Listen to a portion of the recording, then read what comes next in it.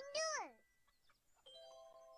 Oh, 2-3 pergi sunat. Mael, kamu sangat hebat. Tahu-tahu aja dah kena sunat sekali. Itu pun terpaksa. Kau ingat aku nak sayang? Mael, Huh? betulkah kamu cerita?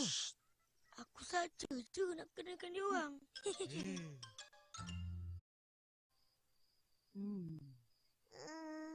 Opa. Tak. Mail kata macam kena gigit harimau. Ish, apalah kak ni? Ketawa pula. Opa tahulah. Kalau macam kena gigit harimau, dah mati dah. Kalau macam tu, kita mandi je lah. Betul. Pakai sabun banyak-banyak. Betul. Tak bersih. Betul. Tak payah senang. Betul. Pandailah kau. Dah, makan cepat.